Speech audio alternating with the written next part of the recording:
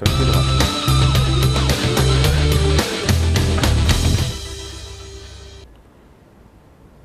Olá, no Câmara Livre de hoje nós vamos conversar sobre reflexões, pensamentos, histórias, versos e com isso conversar com você como toda semana para trocar experiências de vida e através dessa função pública, através da troca de experiências de vida, contribuir eventualmente com o seu mundo ao seu redor e a sua leitura sobre o mundo. Hoje nós vamos conversar com Leonardo Alípio de Miranda Benini, o Noah.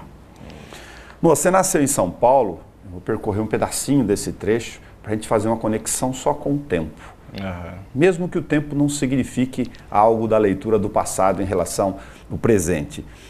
Teu pai foi uma espécie de nômade profissional que percorreu vários cantos, vários lugares, e aí aos 14 você me contava que desembarcou aqui em Bauru. O seu desembarque aqui em Bauru tem uma relação de história de vida que eu acabei de apresentar aqui. O teu pai tinha um sonho de viver aqui nesta cidade? Sim, ele passou a infância dele em Bauru e ele não nasceu em Bauru, ele nasceu em São Paulo, mas ele dizia que ele se considerava bauruense. E o sonho dele era conseguir um dia voltar para cá, e o dia que ele conseguiu largar a gravata e essa vida nômade que a gravata fazia ele ter, ele conseguiu, né? Ele falou assim, eu quero ir para Bauru, agora que eu sou professor, eu vou lá e vou dar aula. E aí eu vim para cá com 14 anos, e desde então eu dei uma saidinha para morar com alguns parentes em São José dos Campos, por exemplo, mas Bauru realmente, do mesmo jeito que cativou meu pai, me cativou. Às vezes eu falo para meus amigos, né, Bauru não tem nada de bonito, não tem uma paisagem bonita, mas eu gosto daqui, eu sinto que hoje eu cumpro uma missão em Bauru, eu costumo dizer isso. Todos temos uma refração de uma memória de um período da infância ainda menino, seja uma memória, um fato, uma frase, um acontecido, independentemente do conjunto do mérito do juízo dele. Qual é a sua memória afetiva de infância? A minha principal memória vem da cidade de Jundiaí, mas não são memórias assim, do tipo, eu criança brincando na rua e a minha irmã fala assim, o carro vem vindo aqui, vamos sair daqui. Eu falei, não, ele vai desviar antes. E a hora que eu vi o carro realmente muito perto, saí correndo e ela foi atropelada, coisas que me marcaram nesse... E as memórias, assim, vêm em fragmentos de vários locais que eu morei, né? Rondônia, as brincadeiras no meio do mato, na floresta, porque floresta amazônica, né? Você consegue andar com facilidade dentro. Para entender Rondônia aí, das andanças que a gente mencionou do seu pai. Mato Grosso, Rondônia, Jundiaí. Exato. E são memórias bem fragmentadas. Muito da adolescência, antes de vir para cá, da pré-adolescência, né? De Jundiaí me marcou muito. A gente morava na periferia lá. E na época eu não tinha essa noção do que é a periferia, né? Comecei a voltar agora nesse tempo periférico porque eu estou participando de alguns slams aqui em Bauru e é o pessoal da periferia com uma voz muito ativa, muito emocionante mesmo. Cheguei a chorar várias vezes ouvindo as poesias e eu comecei a acessar essas memórias quase que perdidas. A vida é feita de escolhas. Algumas não somos nós que fazemos. É o mundo que faz. Você tentou um ano de biologia e não gostou muito da relação com os átomos? Na verdade, eu sempre me encantei com a biologia. Durante todo o colegial era a matéria que eu mais gostava. Só que, a hora que eu entrei na faculdade, eu estava assim, com exceção da anatomia, que era a única coisa que eu não conhecia, e que eu gostava muito daí de estudar, o resto para mim era tudo mais do mesmo. E como eu não queria me formar para trabalhar no que eu estava estudando, eu comecei a ficar desgostoso. Mas na minha poesia, a poesia ela é acompanhada pela área de biológicas e não tem como eu me desvincular disso. Por que publicidade, então, depois? Foi porque, quando eu ouvi falar, eu estava no finalzinho do primeiro ano de biologia, ouvi falar que existia, né, uma amiga falou assim, eu falei assim, o que seu marido anda fazendo, né, como é que ele está? Ela, ele está fazendo faculdade de publicidade e propaganda. E na hora me veio um estalo, existe isso, faculdade de publicidade e propaganda, o que será que ensinam lá? Mas por quê? Porque eu já tinha um pezinho no oposto disso, né, de não gostar disso. E eu quis então, já que eu não sabia o que fazer, e conhecer, entre aspas, a arma do inimigo, né? e fui para ver o que estava acontecendo. E no fim, nos primeiros meses de aula, eu já amava estar estudando, eu era o tipo de aluno que não ia para o bar beber, eu ia para ficar mesmo tentando absorver tudo que tinha de novidade ali. Sem querer ideologizar, mas para ter a pretensão de comentar sem barreiras, a ideia de aprender as regras do mercado ou de como se cativa os sentimentos de consumo, em parte, da publicidade, eu estou sendo sincero no recorte, e no marketing, lhe caiu como? Então, começou esse lance de entender e me encantar ao mesmo tempo que me assustava, né? Que são bem antagônico isso. E eu falava, não, nunca vou trabalhar com isso na vida, mas hoje, vendendo pelas ruas poesias, o que eu estou fazendo? Me autopromovendo com a publicidade e propaganda, né? Atrás dos meus panfletos tem a propaganda do trabalho da minha esposa, do meu artesanato. Então, assim, no fim eu não estou... por isso que eu falei, entre aspas, a arma do inimigo. Eu não estou usando arma contra ninguém, eu estou só... porque tudo tem, né, a maneira boa de usar. Sim. Então, eu não sei se eu consegui responder a sua pergunta, mas... Foi no período da faculdade que você despertou para fazer versos, elaborar versos. Isso, eu estava no segundo ano e comecei a fazer as minhas primeiras rimas, mas eram poemas de depressão. Algumas até não com a vontade de me suicidar, mas algumas poesias eram cartas de suicídio. Desencanto? Eu desencanto com a sociedade, né? Então, tem uma que me veio à cabeça agora, uma poesia dessa época, que é assim, ó. A chuva cai sob o cimento, sem magia até o momento, numa selva feita de concreto, onde só o que vale é objeto, não lava a alma, não nos acalma. O ser humano se tornou vazio, um destruidor de sua própria fauna.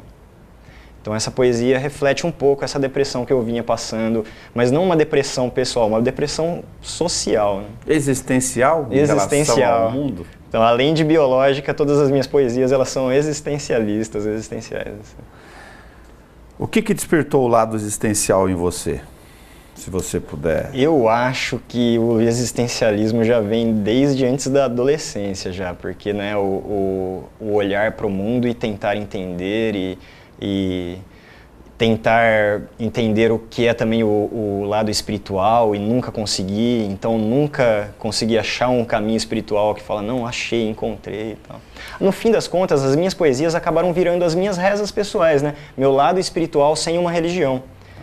Você não tem uma religião, enfim, não tem uma religião. Um sistema de fé interno seu, Exato. Você acredita em algo. Acredito muito e ao mesmo tempo eu acho que é uma opinião pessoal mesmo, né? Todo sistema religioso acaba sendo como um sistema tendo algumas coisas muito boas e outras muito ruins. Então para não, de não aceitar o lado ruim de nada, eu resolvi ficar só com o lado bom, então pegar muita coisa do budismo, do espiritismo. Engraçado, Você gosta de alguns conceitos de todas ou de várias religiões? De várias, exato. E aí, né, nesse apanhado, eu começo a jogar na poesia o que eu acredito. O que você acha que as religiões, em certa dose, em alguns momentos, com dogma ou sem dogma, elas acabam patrulhando?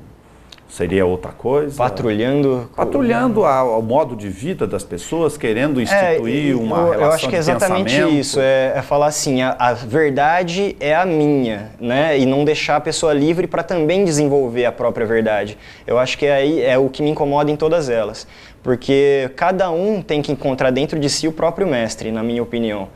E essa que é a minha busca, né, de achar esse mestre que na real não é mais do que ninguém. Então eu nunca vou poder ser o mestre de alguém, só o meu. Então, sendo assim, ninguém vai poder ser o meu mestre. Essa relação de crença interior sua, ela está mais do lado da energia, do lado de uma concepção de vida, o que seria? Então, assim, o divino é tão abstrato, né, e tão inconcebível pela mente humana, que a gente pode tentar traduzir, e é o que eu tento nos meus poemas, mas sem a pretensão de um dia efetivamente conseguir.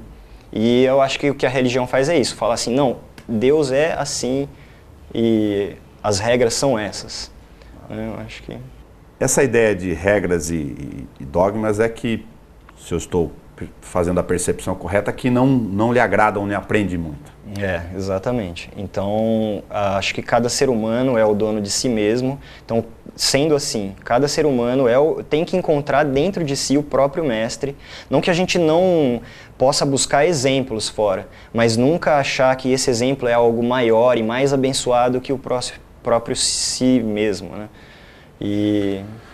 Você falou da primeira fase sua, se eu puder acompanhar esse raciocínio, dessas frases de desencanto, de versos de desencanto. E depois você desembestou a escrever um monte de coisa aqui, no sentido de foi brotando versos e poesias. Você divide fases hoje na sua cabeça?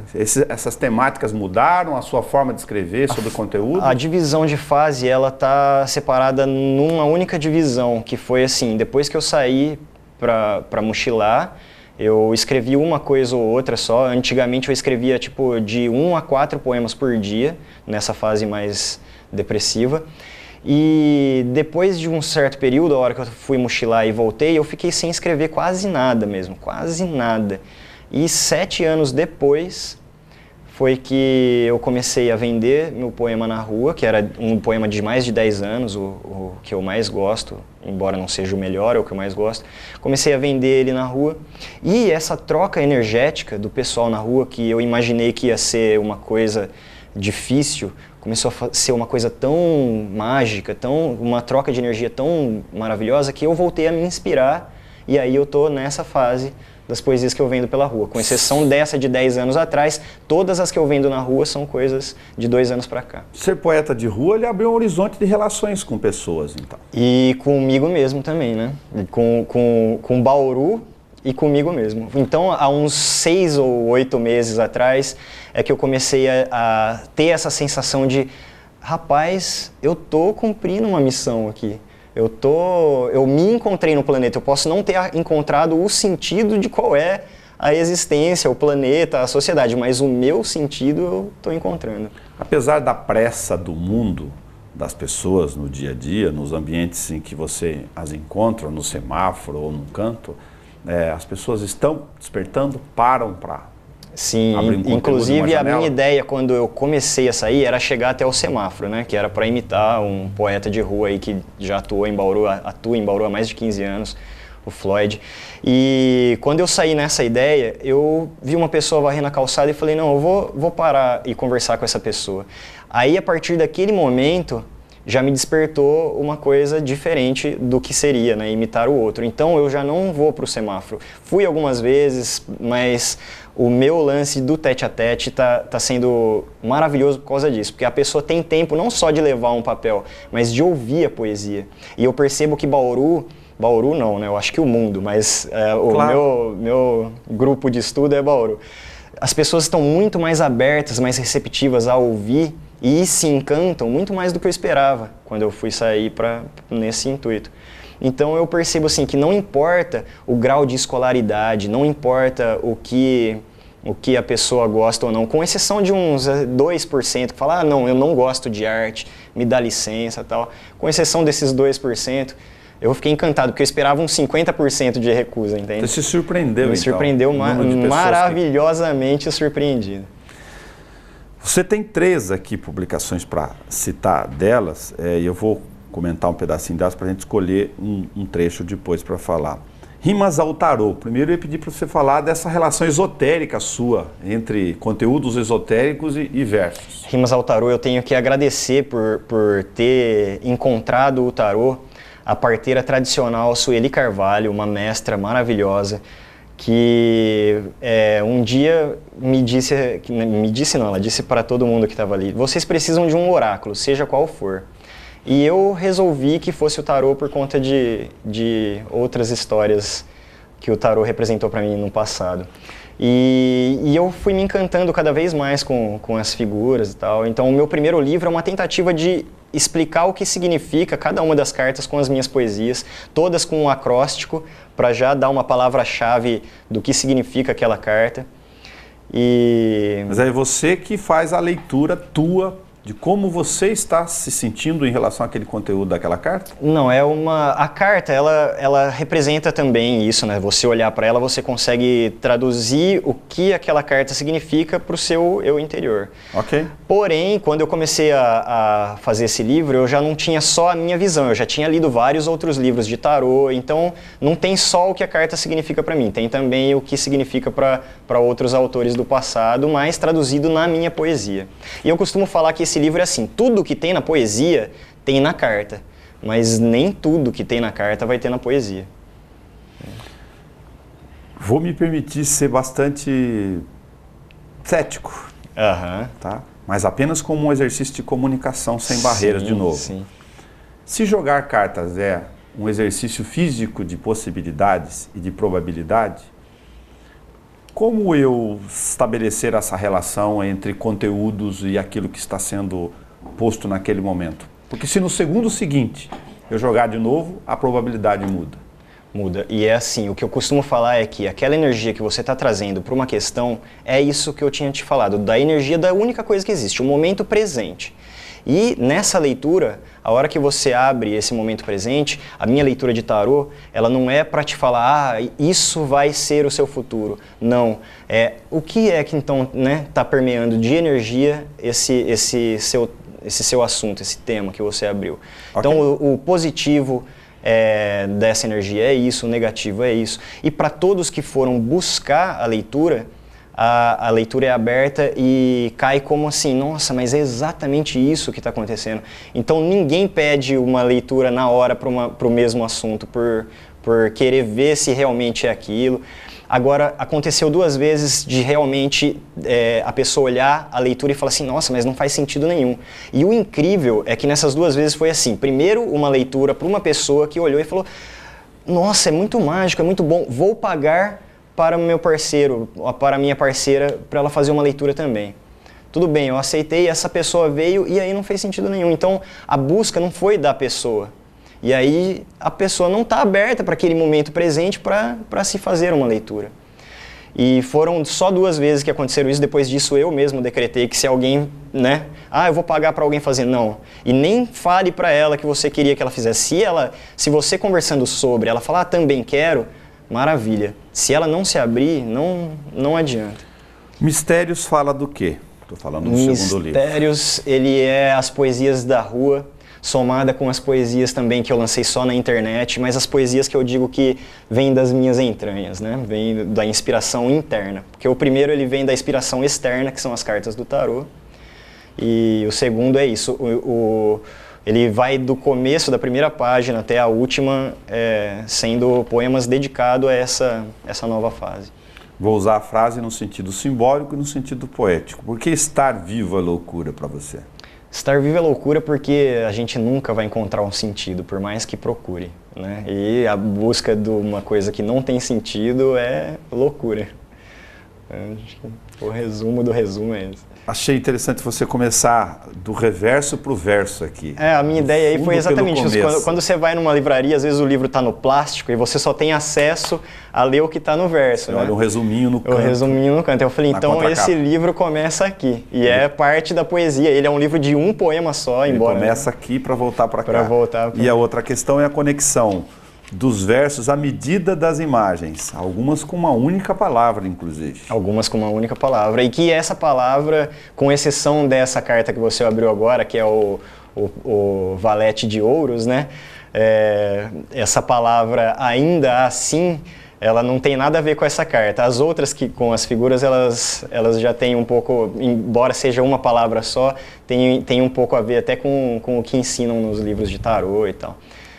E esse aí foi um lance assim do Hamlet, né? Eu vi aquele cara segurando a moeda e imaginei já ser ou não ser, né? Tudo é dúbio? Tudo é dúbio, duvidoso, né? Dúbio é o feminino, né? A dualidade. Duvidoso, o masculino na energia também porque toda energia, seja feminina ou masculina, ela tem o lado bom e o lado ruim, né? Esse finalzinho aí... Muito legal. O que a internet aproximou ou não aproximou na sua relação? Porque você está na rua, um poeta de rua, percorrendo as pessoas que, com uma boa surpresa, te sensibilizaram no sentido de ouvir, né, o que já é um grande avanço para uma sociedade esquizofrênica como a nossa, mas a internet, se ela está sendo uma ferramenta de relação, porque afinal esses versos aqui, principalmente os com desenhos e palavras, desenhos em textos e desenhos de imagem, eles podem voar, andar pelo mundo.